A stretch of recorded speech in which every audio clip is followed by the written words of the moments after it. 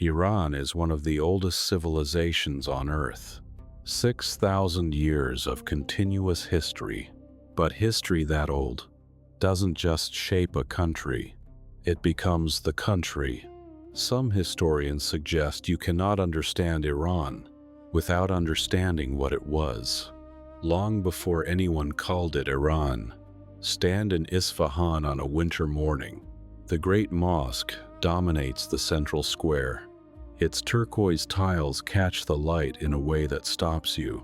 Around it covered bazaars, caravanserais, palaces, all of it built in different centuries, all of it speaking the same visual language, Persian.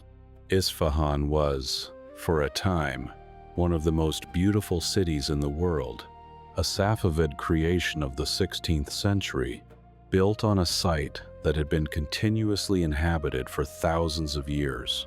This is Iran, a place where every era builds on top of the last, where the layers don't disappear, they accumulate. 6 of them, still present, still shaping everything. What the textbooks say. The first Persian Empire, the Achaemenid dynasty, was founded by Cyrus the Great in 550 BC. At its peak under Darius I, it stretched from the Aegean to the Indus, the largest empire the world had yet seen. Alexander the Great conquered it in 330 BC, but Persia absorbed Alexander as it would absorb every conqueror. The Parthian Empire followed, then the Sassanid Empire, which lasted 4 centuries and rivaled Rome. In 651 AD, the Arab-Muslim conquest ended Sassanid rule. Iran converted to Islam, but it did not become Arab. The Persian language survived. Persian culture persisted. Persian administration shaped how Islam itself was governed. The Mongols conquered Iran in the 13th century. Their successors became patrons of Persian art and literature. The Safavid dynasty, 16th to 18th centuries, made Twelver Shia Islam the state religion. That decision still defines Iran today. The textbooks present Iranian history as a sequence of conquests and dynasties. What they rarely show is what persisted beneath each transition. 6 layers, none of them erased by any conqueror. Layer 1. The Persian language. Farsi has been spoken continuously for over 2,500 years. It is one of the oldest living languages on Earth, and it is remarkable for what it survived.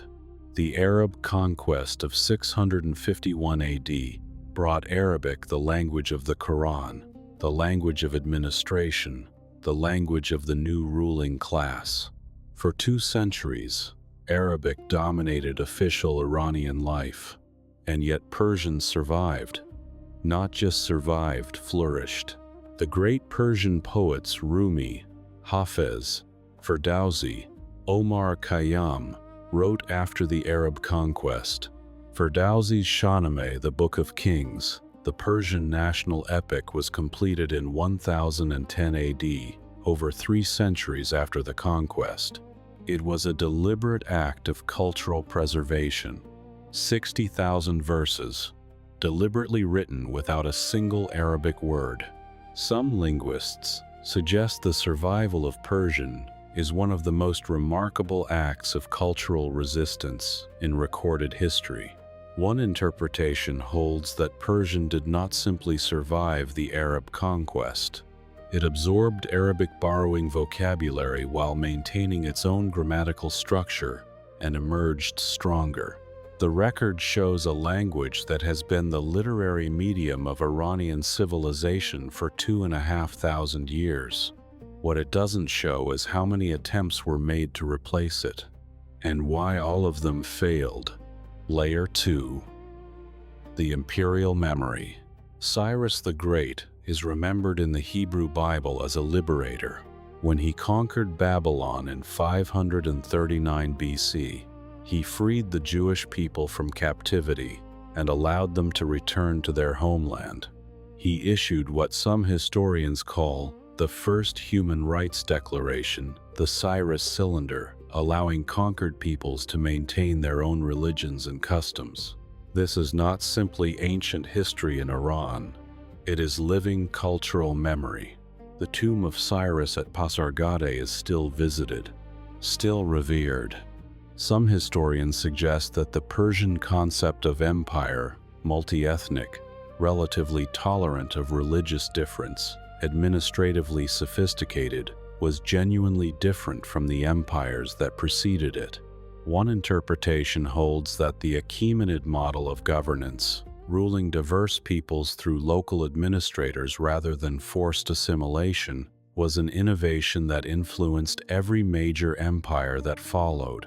The Macedonians, the Romans, the Mongols, the Ottomans, all of them, some historians suggest, learned something from how Persia governed.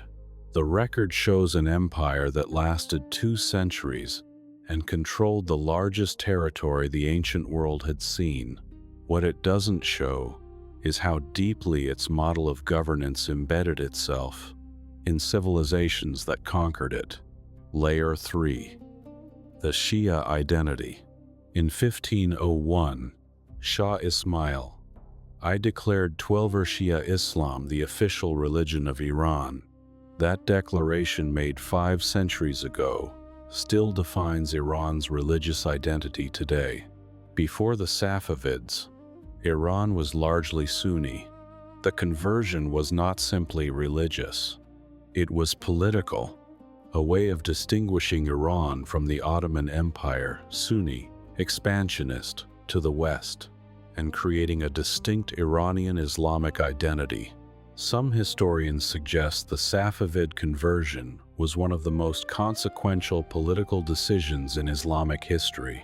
It created the Sunni-Shia geographic divide that still defines the Middle East. One interpretation holds that Shia Islam became, in Iran, more than a religion.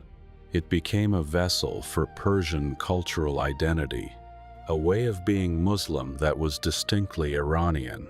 The ceremonies, the poetry, the theology, all of it inflected with Persian cultural forms that predated Islam by centuries. The record shows a religious identity that has persisted through revolution, war, and radical political change for 5 centuries. What it doesn't show is where the religion ends and the civilization begins. In Iran, perhaps they were never fully separable. Layer 4. The poetry. No country in the world has the same relationship to poetry that Iran does. In Iran, poetry is not a literary form. It is a social language. Hafez, the 14th century poet, is quoted in daily conversation the way other cultures quote scripture. His collected poems, the Divan, are found in almost every Iranian home, used for divination, for comfort, for argument. Rumi, born in what is now Afghanistan, culturally Persian, is the best-selling poet in the United States. 2 centuries after his death, his verses are still being read, still being felt. Some literary historians suggest that Persian poetry is the most enduring cultural export of any civilization in history. One interpretation holds that poetry became Iran's primary carrier of identity, precisely because it could not be easily suppressed. Conquerors can destroy armies, palaces, and governments. They cannot easily destroy a verse that a grandmother whispers to a child. The record shows a poetic tradition that has been continuously produced and consumed in Iran for over 1,000 years. What it doesn't show is what that means for a people who have been conquered many times. Perhaps poetry is what civilizations use to remember themselves when everything else is taken. Layer 5. The bazaar. The Iranian bazaar is not simply a market. It is an institution.